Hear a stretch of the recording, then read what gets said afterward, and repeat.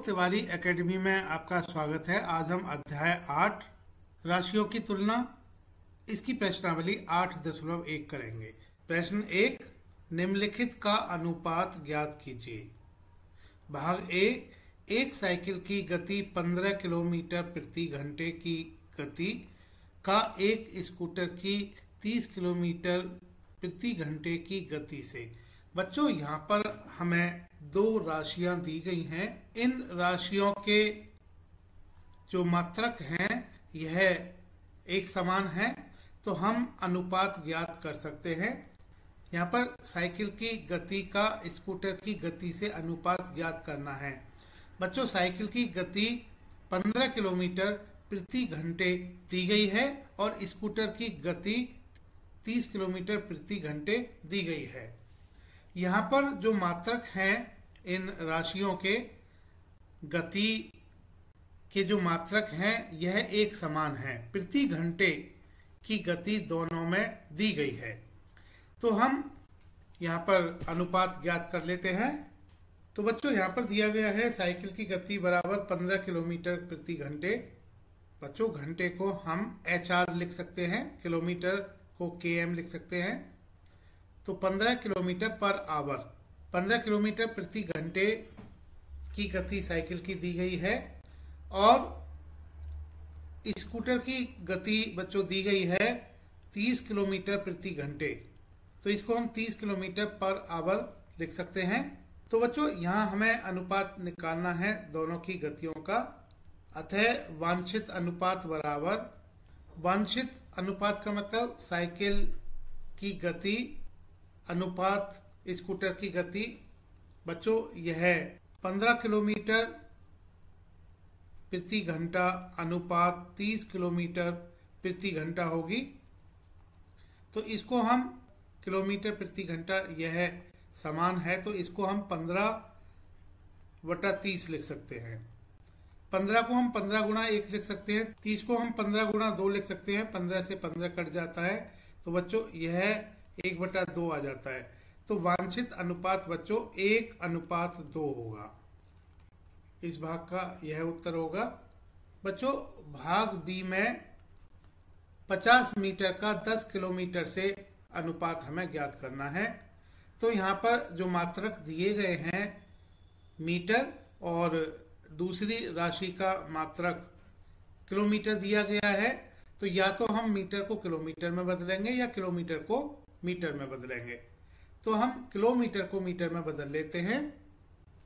बच्चों, हम जानते हैं क्योंकि 1 किलोमीटर में 1000 मीटर होते हैं, तो 1 किलोमीटर बराबर 1000 मीटर।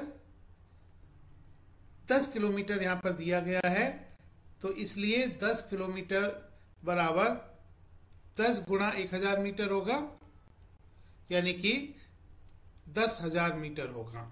अब बच्चों, हम अनुपात ज्ञात कर सकते हैं क्योंकि हमने किलोमीटर को मीटर में बदल लिया है और दूसरी राशि मीटर में ही दी गई है।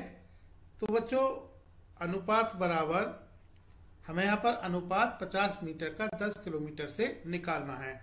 तो बच्चों, अनुपात बराबर 50 मीटर अनुपात 10 किलोमीटर को हमने बदल लिया है मीटर में, तो 50 मीटर अनुपात 10,000 मीटर होगा। बच्चों, इसको हम 50/10,000 लिख सकते हैं।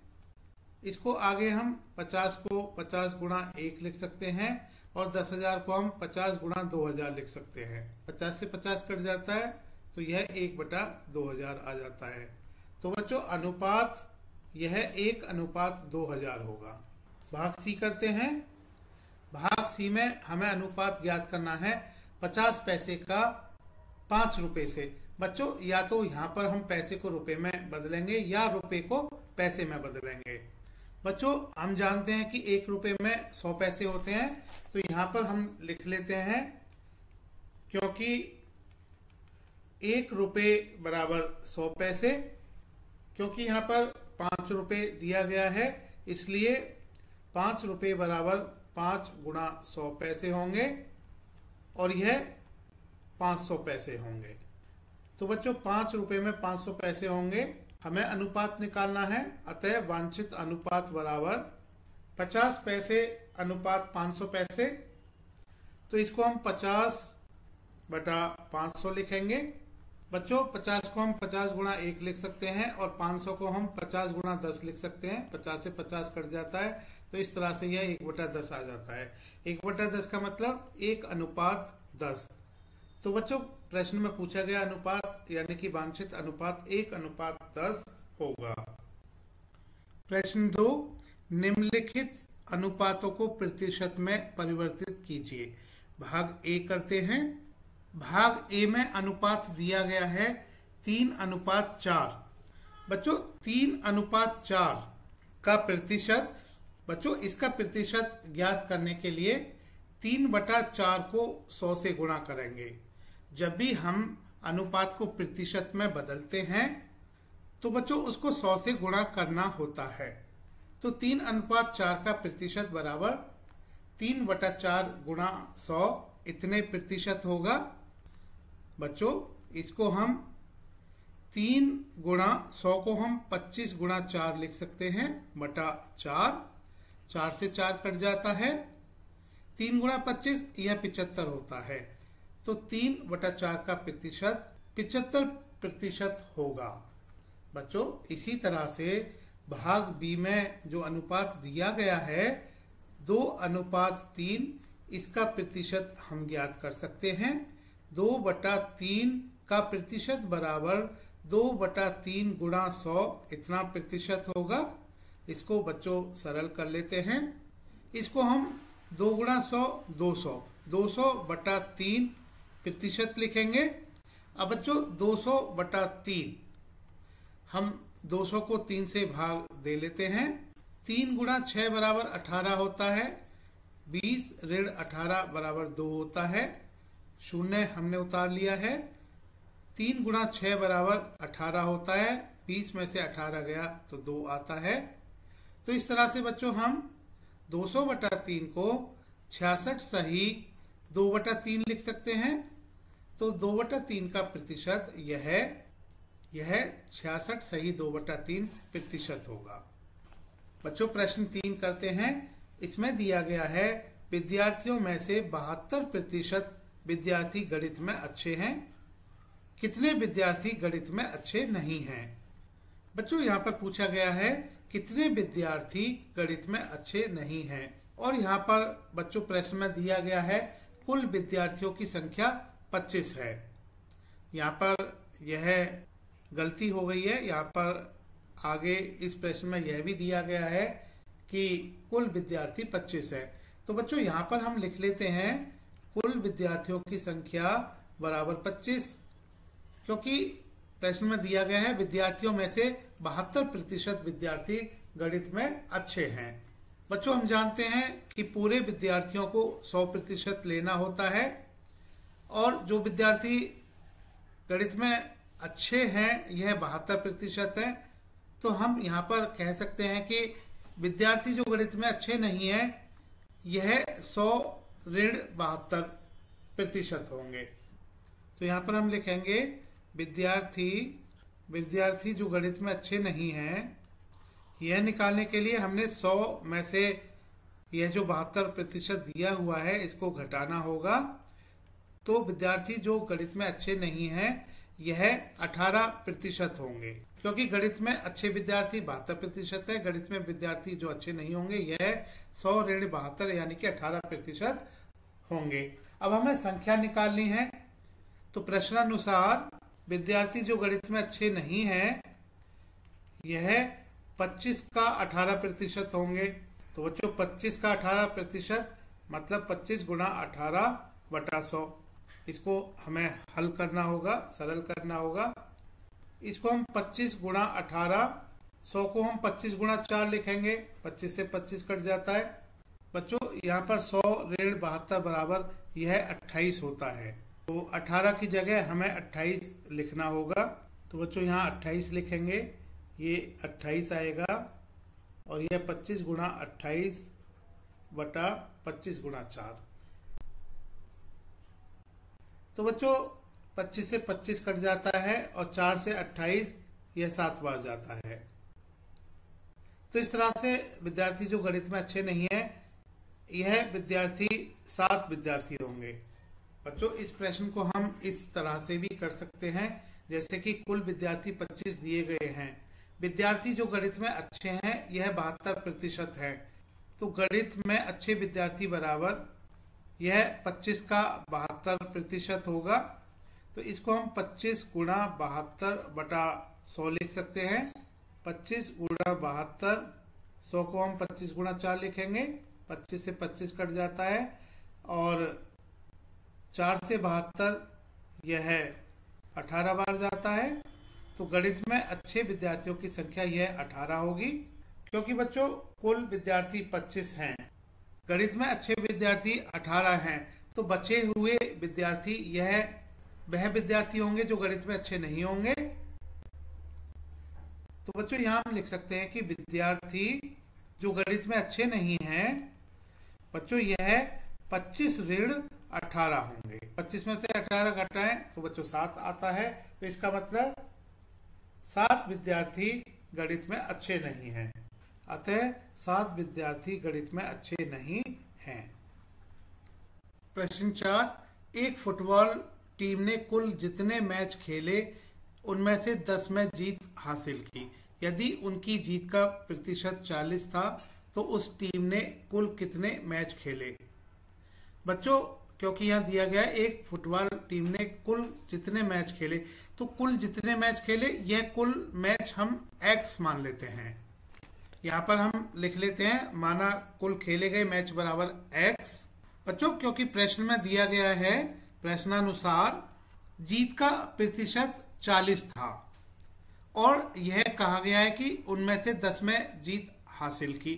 जीत का प्रतिशत 40 यानी x का 40%, 10 में जीत हासिल की, यह 10 होगा।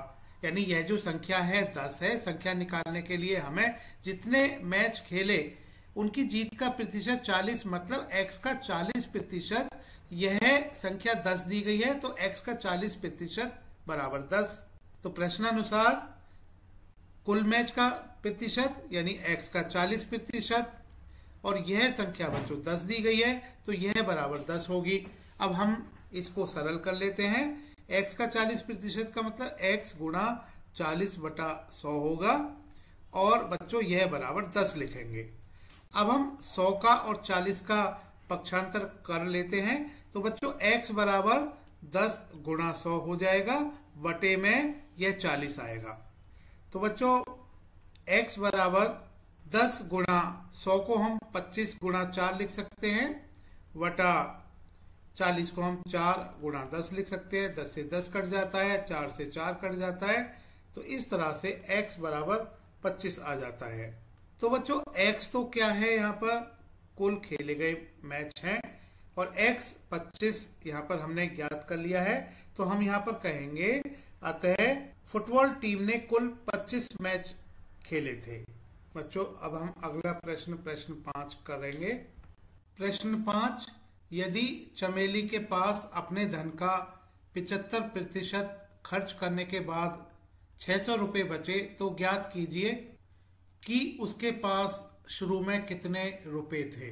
बच्चों चमेली ने उसके पास जो शुरू में रुपए थे उसका 75% खर्च कर लिया है और खर्च करने के बाद प्रश्न में दिया गया है कि उसके पास 600 रुपये बचे हुए हैं।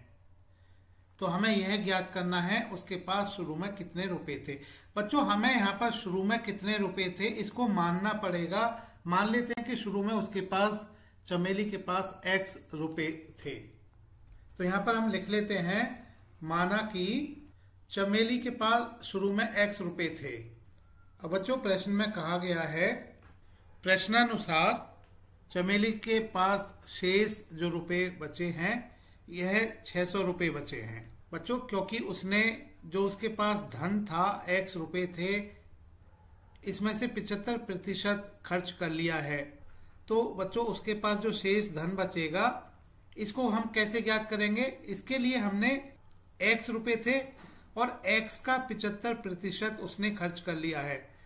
तो x ऋण x का 75% बच्चों यह शेष बचेगा, यानी x उसके पास कुल राशि थी, x का 75% उसने खर्च कर लिया है, जो शेष बचा हुआ धन होगा यह x ऋण x का 75% होगा। और बच्चों प्रश्नानुसार यह दिया गया है कि यह 600 रुपये है, तो हम यहाँ पर लिखेंगे x ऋण x का 75% बराबर 600 रुपये। अब हम इसको सरल कर लेते हैं। x ऋण x का 75%, यह x गुणा 75/100 होगा बराबर 600। अब बच्चों इसको हम x ऋण x गुणा 75 को 25 गुणा 3 लिखेंगे और 100 को हम 25 गुणा 4 लिखेंगे। 25 से 25 कट जाता है, यह बराबर 600 होगा। अब यह x ऋण x गुणा 3 3x 3x/4 बराबर 600 होगा। बच्चों x को हम x/1 लिख सकते हैं। 4 यहाँ पर हम एलसीएम लेंगे।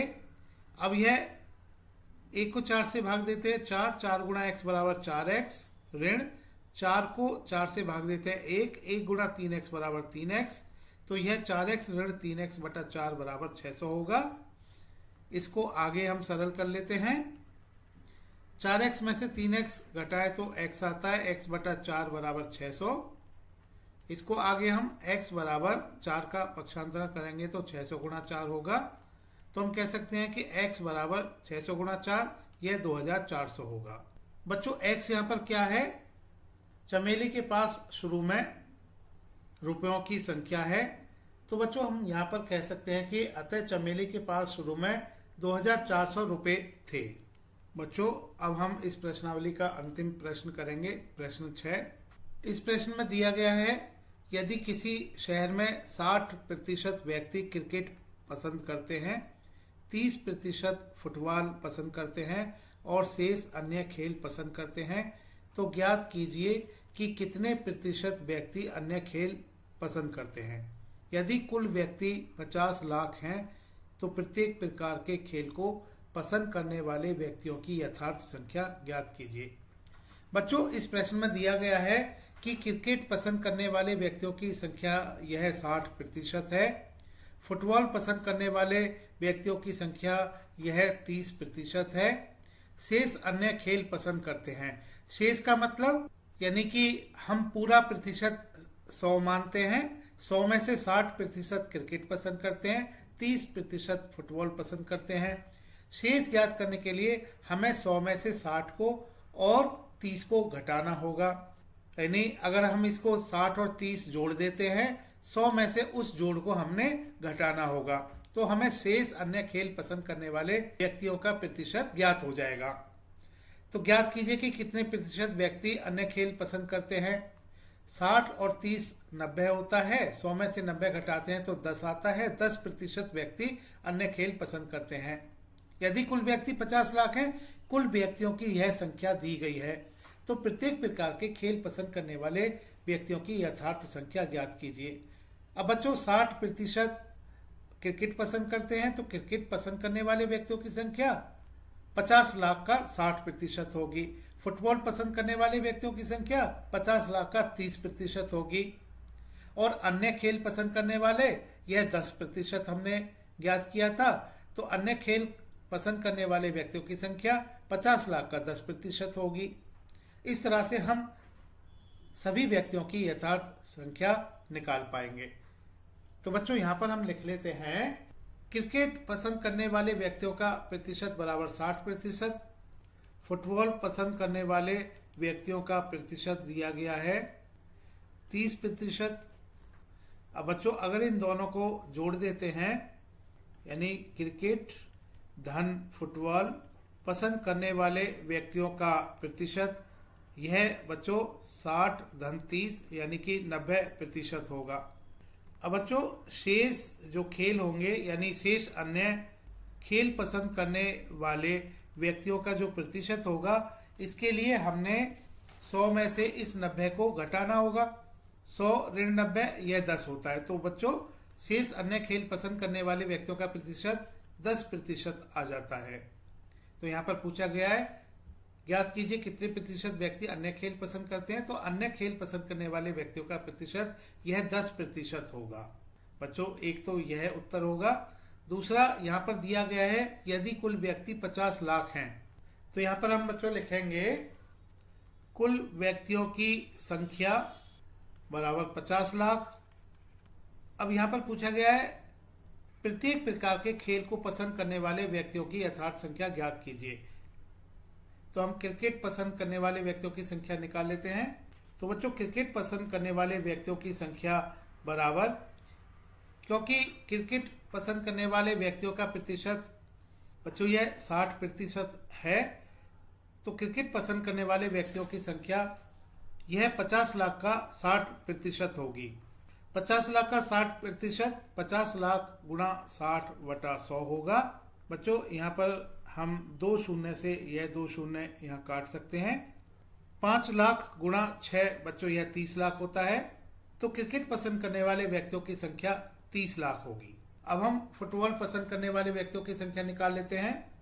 फुटबॉल पसंद करने वाले व्यक्तियों की संख्या बच्चों यह 50 लाख का 30% होगी, क्योंकि 30% फुटबॉल पसंद करने वाले व्यक्ति हैं।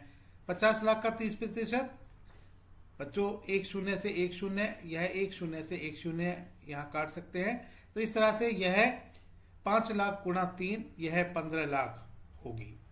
अब हमें अन्य खेल पसंद करने वाले व्यक्तियों की संख्या यथार्थ संख्या निकालनी है। तो अन्य खेल पसंद करने वाले व्यक्तियों की संख्या बराबर, क्योंकि अन्य खेल पसंद करने वाले व्यक्तियों का प्रतिशत 10% है, तो यह 50 लाख का 10% होगी। 50 लाख का 10% यह 50 लाख गुणा 10/100, शून्य से शून्य, शून्य से शून्य कट जाता है, और 5 लाख गुणा 1 बराबर यह 5 लाख होता है। अन्य खेल पसंद करने वाले व्यक्तियों की यथार्थ संख्या बच्चों 5 लाख होगी। बच्चों तिवारी एकेडमी देखने के लिए धन्यवाद।